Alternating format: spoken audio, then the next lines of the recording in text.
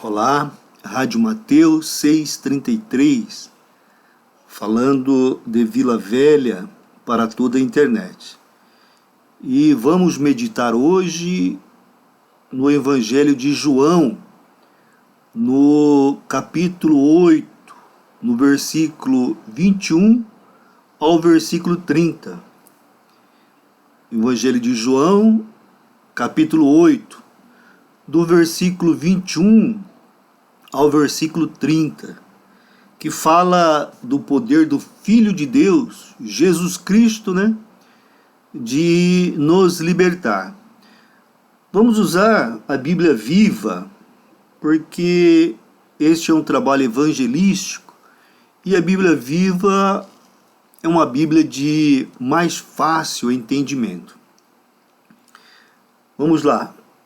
Depois, ele disse novamente, é Jesus que disse, eu vou embora, vocês me procurarão e morrerão nos seus pecados. Vocês não podem ir para onde eu vou. Os judeus perguntaram, estará ele pensando em se matar? O que quer ele dizer com vocês não podem ir para onde eu vou? Então ele, Jesus, disse, vocês são de baixo, eu sou lá de cima. Vocês são deste mundo, eu não. Foi por isto que eu disse que vocês morrerão nos seus pecados. Porque se não crerem que eu sou o Messias, o Cristo, o Filho de Deus, vocês morrerão nos seus pecados. Diga-nos, quem é você? Exigiram ele. Jesus respondeu, eu sou aquele que sempre disse quem era. Eu poderia condenar vocês por muitas coisas e ensinar-lhes muitas coisas, mas não farei isso, porque digo apenas o que diz aquele, Deus Pai, que me enviou, e ele é a verdade. Porém, ninguém entendeu que Jesus estava falando a respeito de Deus Pai. Então Jesus diz, quando vocês tiverem matado o Messias, então perceberão que eu sou ele mesmo, e que não tenho falado a respeito das minhas próprias ideias, mas pelo contrário, tenho falado o que o meu Pai ensinou. E aquele que me enviou está comigo. Ele não me abandonou, porque eu sempre faço as coisas de que ele gosta. Então Jesus estava dizendo que Deus estava com ele, que ele não havia sido ainda abandonado por Deus, porque Jesus sempre fazia as coisas que Deus gosta. Versículo 30. Então, muitos dos líderes judaicos que ouviram dizer estas coisas começaram a acreditar que ele era o Messias. Você vê, irmãos, houve conversão, Houve conversão. A verdade é que Jesus Cristo, para alguns, ele parecia meio que petulante, Sim, porque ele dizia que ele era filho de Deus, o único filho de Deus. E ele dizia que ele e Deus era um só. Quer dizer, ele estava se dizendo Deus. E ele estava dizendo que ele era o Messias, o enviado. E o que acontece? Fez muitos milagres, Jesus fez muitos milagres. E Jesus fez sinais extraordinários, porque Jesus não só curou o corpo, Jesus também ele interviu na natureza, andou sobre as águas, fez o mar parar, a se acalmar, mandou o vento parar, né? Mas fazer milagres naquela época era comum, viu, irmãos? Acontecia muitos milagres naquela época. Claro que não tão extraordinários como os milagres de Jesus. Não tão extraordinários. Mas acontecia muitos milagres, né? E muitos se apresentavam dizendo que era o Cristo, ou seja, o Messias. Então, o povo estava assim meio que desconfiado, né? Meio que querendo acreditar, né? Alguns esperando que o Messias viesse fazer uma libertação física, né? Quer dizer, do poder de Roma, né? Mas aqueles que estudavam o Antigo Testamento, as promessas, as profecias, já começou a ver no Jesus que poderia ser ele mesmo, né? Então, na verdade, causou um rebuliço. É até difícil para a gente julgar, né? Quem que agiu certo, agiu errado. Nós vamos pela Bíblia. O que a Bíblia falar que agiu errado na época, a gente também acredita, mas é difícil, porque num tempo em que muitos faziam milagres, porque o milagre, ele acontece em vários lugares, né, irmãos? Nós sabemos disso. A fé é poderosa, né? Nós sabemos que não é só num ambiente cristão que acontece milagre. Porque primeiro temos que definir o que é milagre. O que é milagre? Milagre é a quebra da ordem natural das coisas. É a quebra da ordem natural das coisas. Exemplo, uma criancinha de 6 meses cai do colo da mamãe de ponta cabeça no chão. O que seria o natural? A criança quebrar o pescoço, rachar a cabeça e morrer. Seria o natural. Mas aí, quando está caindo, né? Há uma intervenção divina, a criança cai e não se machuca. Ou tem machucado que não leva àquela consequência que seria natural. Então quebrou a ordem natural. Milagre. O que às vezes diferencia é a origem do milagre, né? De quem veio o milagre, né? Porque a Bíblia fala que até Satanás ele se passa por anjo de luz, né? E faz sinais e prodígios. É claro que os milagres de Deus, as bênçãos de Deus não produz dores. Não produz dores. Os milagres que não são de Deus sempre produzem algum tipo de dor.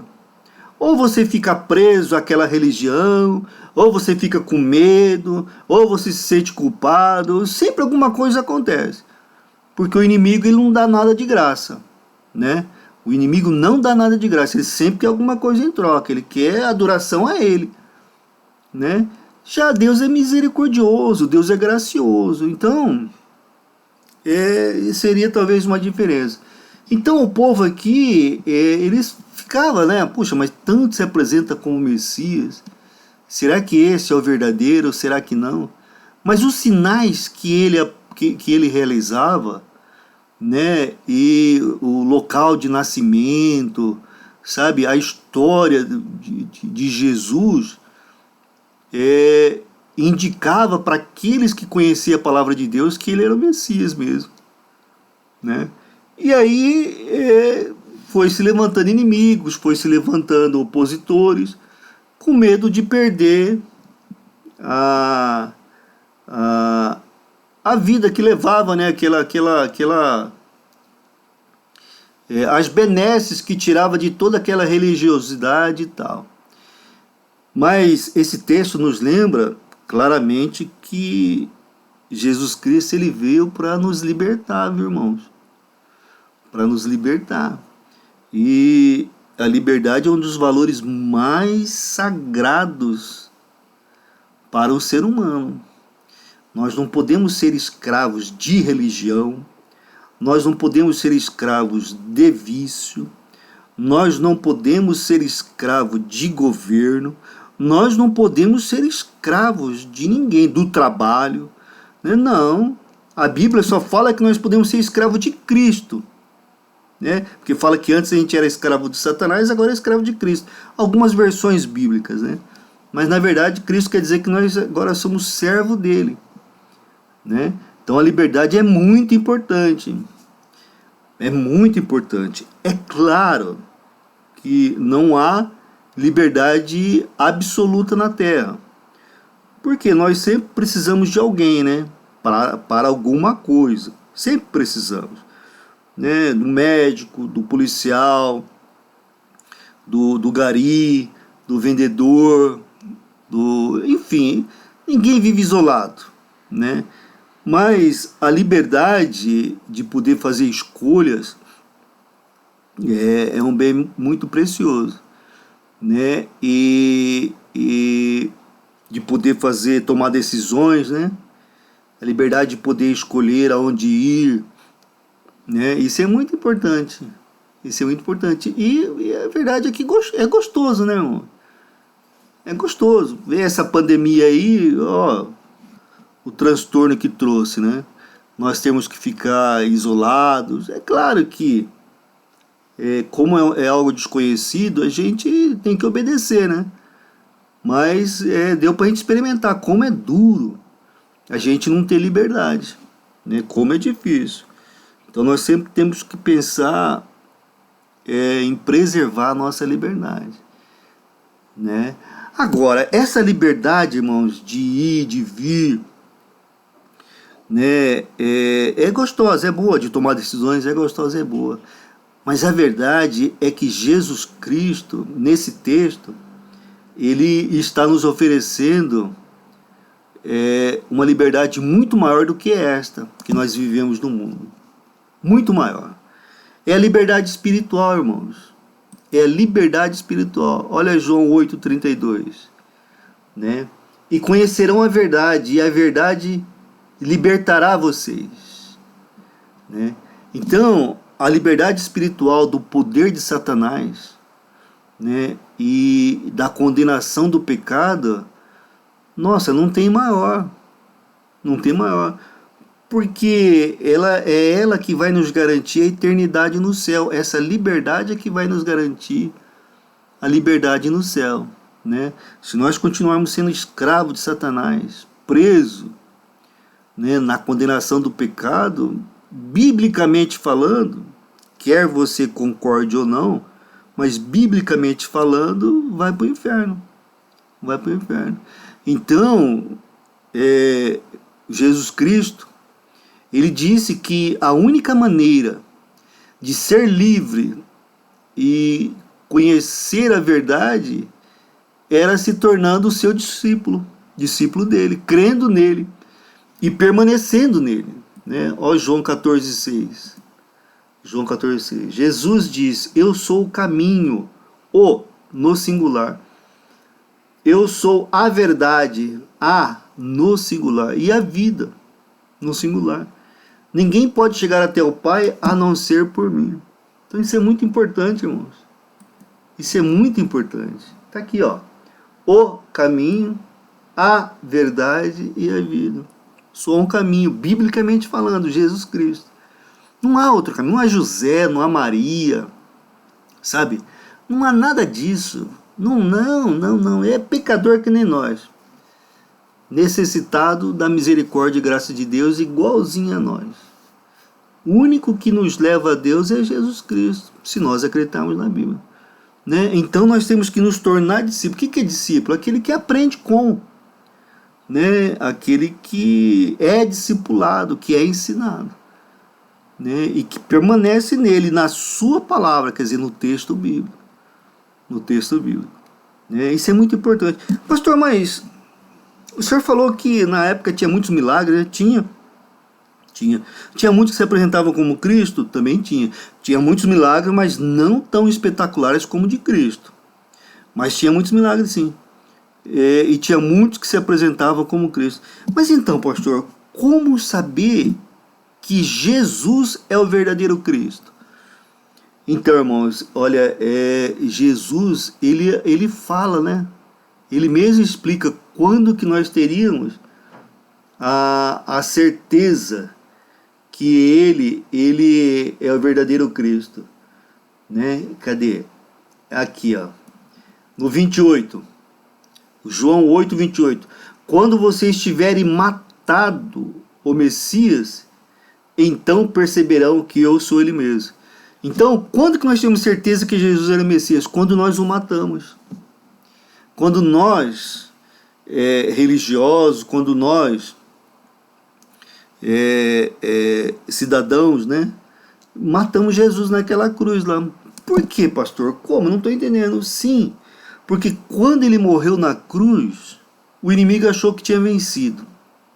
Só que logo em seguida ele ressuscitou. Então, quando ele ressuscitou, ficou provado que ele era o Messias. Porque ninguém, irmãos, havia vencido a morte. Ninguém venceu a morte. Desses que você acha que pode te levar aos céus, verifica se ele ressuscitou. Não, só Jesus Cristo morreu e ressuscitou. Entendeu? Aí ele fala, quando vocês me matarem, por quê? Vocês vão me matar e eu vou ressuscitar. Então ele é o Cristo, não há dúvida de que ele é o Cristo. Os governantes, os religiosos da época tentaram, né, comprar lá os vigias para dizer que não viram isso, né, tentaram esconder essa verdade, mas não foram felizes, porque há uma história antes de Cristo e uma história depois de Cristo. Quem conhece a Jesus Cristo, quem ouve a Jesus Cristo, como esses religiosos aqui, escribas, sacerdotes, fariseus, ouviram a Cristo, acontece aqui como no versículo 30. Ó. Acontece isso, que ouve a Cristo, irmãos, não tem jeito. Acontece aqui, ó, muitos dos líderes judaicos que ouviram a Cristo dizer essas coisas, começaram a acreditar que ele era o Messias, quer dizer, se converteram. Então, quem ouve, muito se converte. A palavra de Deus é poderosa. É poderosa. Então, irmãos, a pergunta é, nós estamos firmes na liberdade de Cristo, que Cristo nos trouxe, essa liberdade espiritual? Ou nós permitimos que pensamentos, né, emoções, atitudes, ou até mesmo hábitos pecaminosos nos escravizassem de novo? Nós continuamos livres porque fomos livres do pecado. Será que nós não estamos voltando para a escravidão, para o Egito? É importante a gente perceber isso, observar isso. Porque embora nós cristãos tenhamos sido libertados do domínio do pecado, a verdade é que nós temos que lutar para superar os nossos impulsos pecaminosos. Irmão, a natureza original do homem, depois do pecado de Adão e Eva, é pender para o erro, pender para o pecado. Então é uma luta, nós temos que lutar isso dia a dia, né? Nós temos que lutar o pecado. Deus já falou para Caim lá atrás, hein? Em Gênesis. Caim, Deus sabia que Caim ia fazer palhaçada, né? Ia matar Abel. Falou, Caim, o pecado está à sua porta, cabe a você recriminá-lo, né? Rejeitá-lo. Então é conosco também, irmãos. O pecado está aí do lado. Tiago fala, resistir ao mal, ele fugirá de vós, né? O que fugirá de vós. Irmãos, olha, nós temos que levar cativo, preso, né, todo pensamento em obediência a Cristo, hein? Pensamento negativo, né? Pensamento do mal. E para que só dessa forma a gente possa obter, através da ação do Espírito Santo de Cristo na nossa vida, o fim das nossas concupiscências, né? E das nossas paixões carnais. Só Jesus Cristo para nos livrar. Só Jesus Cristo. Sozinho a gente não vence o pecado. Sozinho nós não vencemos o pecado. Agora, a boa notícia é que nós não estamos sozinhos, né? Nessa luta. Nós não estamos sozinhos. Quando Cristo nos libertou, o seu Espírito Espírito Santo Todo-Poderoso veio habitar em nós. Ele veio habitar em nós e nos capacitar, né? E nos capacitar. E além do Espírito Santo, irmãos, nós temos a poderosa palavra de Deus, que é a Bíblia. Puxa vida, que maravilha! Nós temos todas as armas para enfrentar o inimigo, para enfrentar as provas, as dificuldades do dia a dia, né? A palavra de Deus, o Espírito Santo, está aí para nos guiar, para nos proteger. Irmãos, Jesus, pela sua graça, né, nos ofertou tudo isso. Nós temos tudo o que precisamos para ficar fora do controle do pecado. Tudo, nós temos tudo. Mas nós temos que usar, nós temos que lançar a mão, né? Ó Filipenses 4,19. Ó Filipenses 4,19. E é Ele quem, Jesus, quem suprirá todas as necessidades que nós temos. Todas. Todas é todas, irmãos. Todas são todas. Todas. Tá, espiritual, física, material. Necessidades. Não é abundância. Você está me entendendo? Tudo que for necessário, ou seja, o básico, né, já é garantido por Jesus Cristo, né, por meio das suas riquezas na glória, porque Jesus Cristo fez para nós. Eu creio que isso é tanto no mundo espiritual, como no mundo psicológico, né, na nossa alma, e no mundo material, eu creio. Então nós temos, só que são as necessidades, ou seja, o básico, né? Agora, irmão, se você não aproveitou, não experimentou, não usufruiu ainda dessa verdadeira liberdade, do que é ser verdadeiramente Cristo, né? Como João 8,36 nos fala, olha lá, ó, se o Filho vos libertar, seu Filho, vocês serão livres de verdade. A verdadeira liberdade só em Jesus Cristo. Mas se você ainda não conhece, né, confie em Cristo, deposita a sua fé em Cristo como o seu Senhor e Salvador, entendeu? As mudanças vão acontecer. Pode ter certeza, irmãos. Pode ter certeza. Talvez não da forma que nós desejamos, mas da forma que é melhor para as nossas vidas, né? Da forma que é melhor para nós. Nós temos que continuar crendo, continuar acreditando que se o Filho nos libertar, seremos verdadeiramente livres. A liberdade vem no Espírito quando nós aceitamos a Cristo, que nós temos um Espírito novo. É de imediato.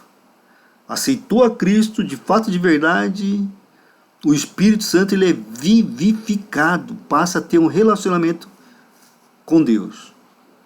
Na alma, há uma renovação, um trabalho de cooperação nossa com o Espírito Santo, e nós vamos mudando o nosso jeito de pensar, nós vamos mudando a nossa cosmovisão, nosso jeito de ver o mundo. Nós vamos adquirindo o caráter de Cristo. Há uma renovação, há uma libertação na alma. O pecado que nos prendia não nos prende mais. Satanás que nos prendia, ele perde o poder sobre nós. Entendeu? Então há uma libertação na alma, com uma renovação de mente e, obviamente, de postura, de atos, né, de posicionamento. E o corpo, ele sofre, vamos dizer assim, o benefício disso, né? Se a pessoa bebia, não bebe mais, o corpo agradece, né? Se a pessoa se expunha a perigo e não se expõe mais, o corpo agradece. Mas ainda assim, poderemos receber milagres no corpo, né, aqui nesse tempo, né? E se por um acaso nós não formos alcançados por um milagre nesse corpo, aqui nesse tempo, nós temos a garantia de termos um corpo glorificado no céu. um corpo glorificado, quer dizer, sem doença, sem nada, né? Então são as promessas libertadoras de Cristo que nós temos que confiar, acreditar para poder usufruir. Tá certo, irmãos? Que maravilha, né?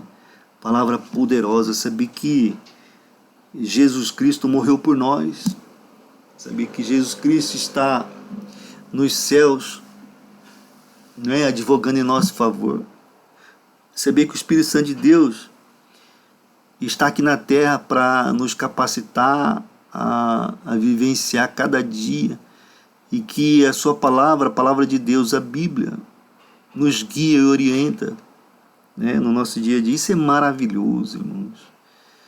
Isso é maravilhoso, tá? Sem religiosidade, sem ritos, sem rituais, num diálogo franco, próximo, né, de um filho para um pai, Jesus Cristo, Deus Pai Todo-Poderoso e Espírito Santo. Pai, que isso possa ser verdade na nossa vida. Queremos pedir também, Senhor, por aqueles que nesse tempo ainda sofrem no corpo, que o Senhor possa estar restaurando a saúde física, tirando a dor, né, para que isso seja oportunidade para essa pessoa se aproximar mais de Ti, mas que não seja feito conforme as nossas vontades, mas a Tua vontade, ó Pai.